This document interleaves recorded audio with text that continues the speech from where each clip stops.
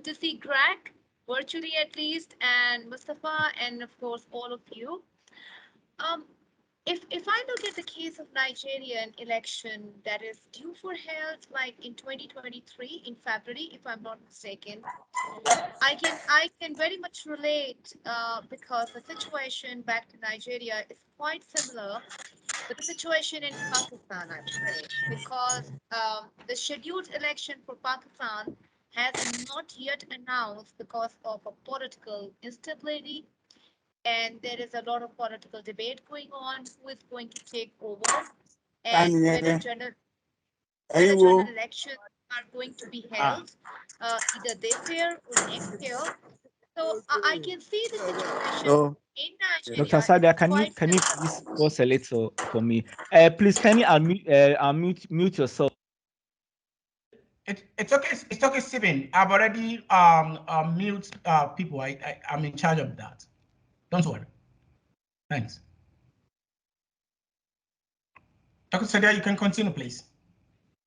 All right, thank you. In terms of the general elections, if I compare the situation back to Nigeria and what is happening in Pakistan, it is quite similar. The only difference that I can see that you have a fixed schedule of election, which is in February 2023, and Pakistan is still struggling to find out a slot for general elections either in 2022 or in 2023. And who is going to take over? This is another a big question.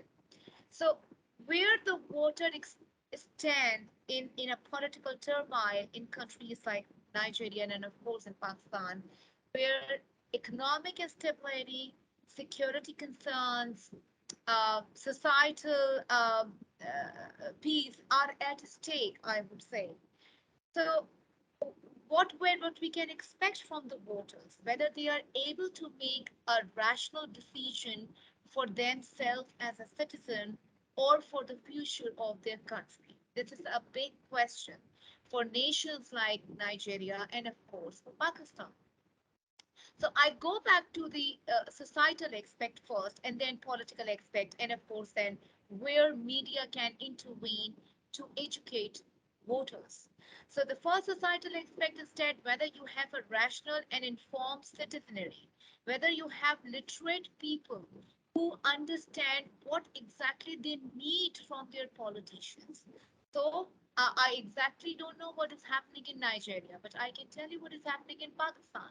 We do lack a rational citizenry that can make their own decision and they can understand about their future aligning with the future of the country. So education and literacy plays a very important role to enlighten masses about their rational decision. What are their rights they need to be aware of? What exactly they need from the politicians? What exactly they can contribute in the political process and political engagement? This is all linked back to education. And unfortunately, developing countries like Nigeria and Pakistan, we lack rational citizenry because they are not educated enough about their rights, about the role of politics to facilitate their rights and overall democratic process. So if you are not enlightened, if you are not educated, you are simply an uninformed citizenry and you are not able to make a rational decision. I would not say right or wrong decision. I would say a rational decision. For example, if you have an option of three, four political parties or politicians, you really need to have a rational decision why you are choosing a political party, how they are able to deliver best in your public interest. So people need to know that. So the first aspect is that both nations, either Nigeria or Pakistan, they are lacking educated and rational citizenry. So that is an unfortunate situation. Now the second aspect is that how voters can involve in a political process, what they can do in a toxic situation. So to educate themselves, they revert back to media, right? So media is an intermediary role they have to inform people. So they come up with different kind of perspectives. So if the media is not representative enough, or if it is bribed, which is quite a prevalent situation in Pakistan, so you exactly don't know what you have to do. Now, if I can give you example of Pakistan, Pakistan government was toppled in April 2022, and since then there is an intermediary government which is still waiting whether there will be general elections or not, and there is a full tension between political parties who is going to govern the country in the next general elections. So in this situation, people who are already hopeless with the past previous governments in previous 3 or 4 tenures, and I think everyone is aware about the situation in Pakistan. Flood has devastated, economic condition is declining, political instability is at the peak ever since in the history of Pakistan. So in this situation, when we held general elections, what sort of decision we expect from the people? Is it like really a democratic process and either they are able? So I would say that toxic situation that you claim that is happening in Nigeria, it is not just unique to Nigeria, it is happening in other developing nations. And the root cause of that toxic situation is, of course, corruption, political interest, vested interest of different institutions. And when I say vested interest of different institutions, I don't uh, uh, exempt military, judiciary, and other institutions. So they all have stakes in the political process, whether they accept or not. So the role of voter is is not very empowered. You cannot expect the empowered role of a voter or a citizen in that political process. Now, here the role of media, a genuine role of media, has has something to say. What media can do, they can ensure representation of all political parties, what they can deliver, whether they are actually able to deliver in the public interest or not, so that people can make their choices. Now, I exactly don't know about the situation of political campaign right now in Nigeria, but I can see you as I am on visit to Pakistan. I can tell you that there is no as such political campaign, despite the government has announced general elections. I think 2 days back. Now they are gearing up for general elections, and there is no as such very extensive political campaign. So as usual, the voters that I can see in my research project, they are not very much sure what they are going to do, whether it is a democratic process, whether any of the government they are able to solve the immediate economic and political crisis of the country. So there is a situation, what you call toxic situation, when people and citizens they become hopeless. I exactly don't know if the nation back to Nigeria, they do have hope with political parties or institutions like judiciary or military. But if I can tell you the situation in Pakistan, people are so much suppressed of economic condition and political instability.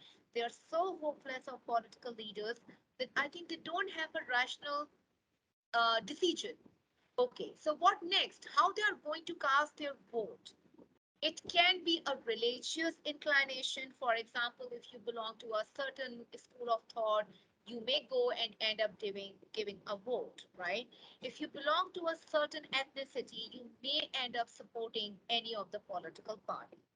Now, that can be a situation in Nigeria. But if you give a vote based on your religious inclinations or based on ethnic affinity, it is not going to help the country at the end of the day. It is not going to ensure a democratic process because democracy is not about ethnicity. Democracy is not about a particular religion. It's a process. It's a process to deliver public interest, right? And with a political agenda, what you are going to achieve at the end of the day for the nation and for the country. So, if the media is fragmented, they are not going to help voters to make a right decision. And when I say if media is fragmented, that means fragmentation based on religion, fragmentation based on political point of views, fragmentation based on ethnic affinity. All these factors, they are not going to give a pure or at least 100% democratic process, what we actually witness back to Western countries.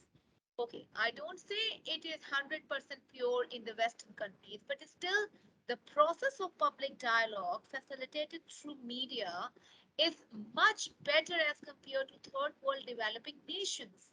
Because I don't say that media does not have affiliations back to Western countries or in the global north, but it's still the cause of public interest is still prioritized. But if media is not better governed in the public interest, which is the last hope for the people, I would say the outcome of the election process is yet again is not very fruitful, neither for the nation nor for the country. So if you have to rely on the media, you have to make sure that people are not witnessing disinformation. They are not receiving manipulated information. They are not feeding planted news stories. Now, this is a terminology which is quite common in Pakistan. We use a terminology planted news story. And when we say planted news story, it is different than manipulated news story. The planted news story, it comes from a particular political party or any institution. They give the narrative, it is broadcasted on media, it is fed to the public, right? Now, once a planted story is fed to the public, the agenda is to develop a public opinion or to develop a public discourse. So, that way, if people they are already who are not educated, it is going to be a very difficult situation for them what to do.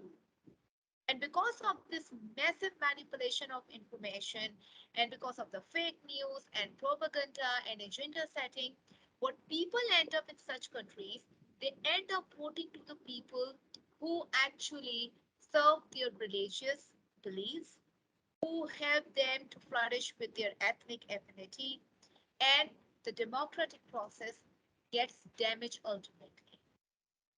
So the voter, I would say, the voter in such kind of situation is ultimate victim. Even if you would like to cast a vote, where your vote is exactly going and whether your vote will bring up some good outcomes for yourself and for the country, it is still very ambiguous. For example, if you ask me, I have never cast a vote ever in my life back to Pakistan. Ever. You will surprised to know. Why? Because I know that will not end up into democratic process. It will not bring the outcome, and that is quite evident. We see that the economic condition remains shabby, political instability remains there, and the public interest is never solved. So if you say that how people can navigate in a toxic situation, they really need to be rational decision makers. They really need to enlighten themselves. For example, if you are picking up information from a media or social media, it is the responsibility of a citizen or people to filter that information, not just, like very quick in developing any opinion. So that is something like you really need to be enlightened in terms of political perspectives and whatever you develop decisions. You really need to be rational decision maker. This is how you can navigate in an environment where the information is quite how to say, like, the information is not genuine, it is not pure, it is not accurate, and you are actually manipulated from every institution. So what I suggest to people is, even if whether you are literate or non-literate, whether you are dependent on a media information, you need Okay. to have diverse perspectives. This is how you navigate.